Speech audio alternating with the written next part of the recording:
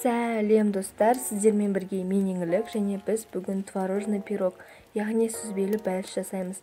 Оның рецептісін көргіңіз келсе, онда менімен бірге болыңыздар. Видеоны соңына дейін қараңыздар.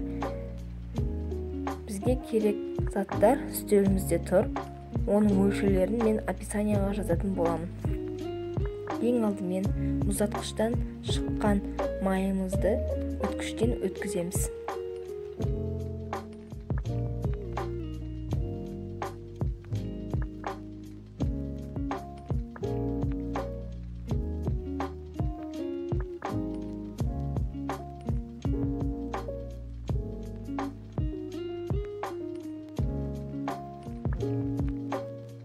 Болғаннан кейін үстіне қантымызды салып, оның үстіне 3 ас қасық қаймағымызды салып, кішкене араластырамыз қолымызбен.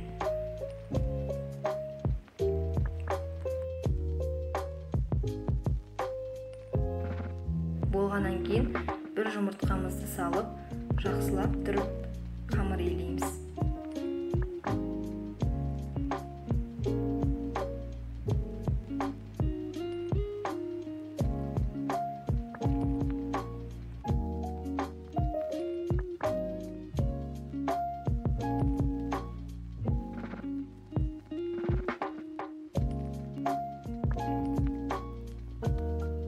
Болғаннан кейін кішкене үстелдің үстінде осылай мен сияқты істейсіздер. Сосын оны салафанға салып, холодильникке бір немесе жарты сағатқа жібереміз.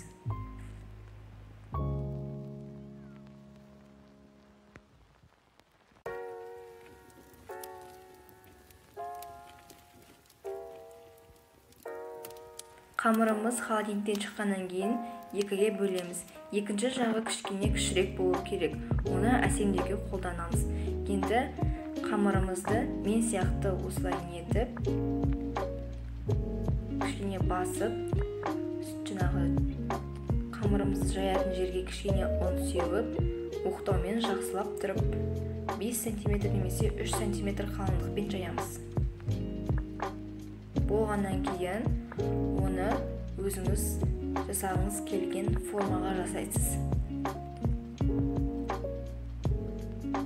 Әзірше қамырымызды формаға салып қоямыз да, начинкасын жасайтын боламыз. Начинка, яғни салма.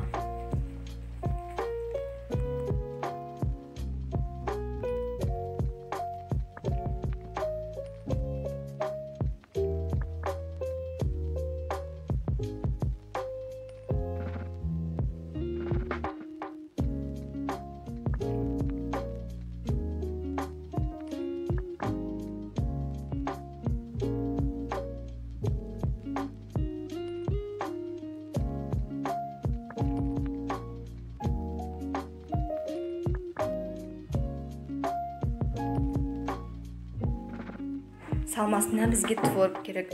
Оны вилкамен жақсылап тұрып езіп аламыз. Егер сізде блендер болса, блендермен жұмыс жасай беріңіз. Оның үстіне қант қосып, тағы да жақсылап тұрып вилкамен араластырамыз. Сосын ас қасықтап қаймағымызды салып, оның үстіне жұмыртқамызды салып, тағы да жақсылап тұрып араластырамыз.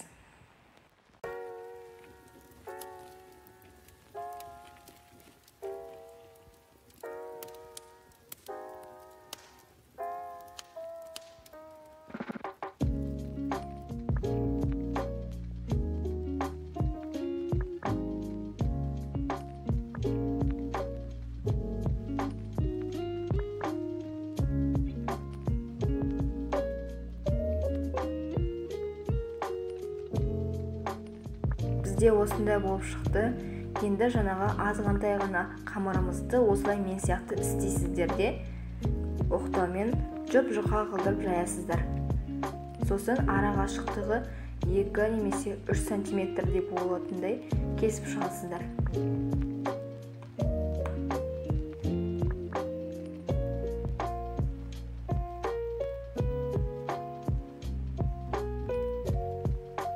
Сосын жаңағы жайып қойған қамырымыздың үстіне салмамызды салып, жақсылап тұрып барлық шетіне жағып шығамыз.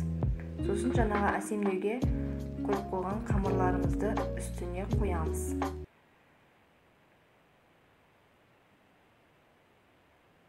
Осылай қоясыздар.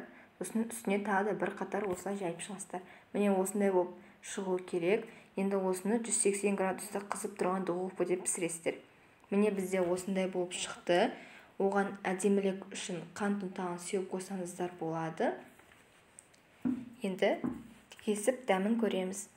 Егер бұл видео ұнаса, маған міндетті түрде тіркеліп, лайк басып мені қуантыңыздар. Менің арнамда неше түрлі керемет, пайдалы рецептер шығады. Оны көргіңіз келсе, онда міндетті түрде тіркеліп қойыңыздар.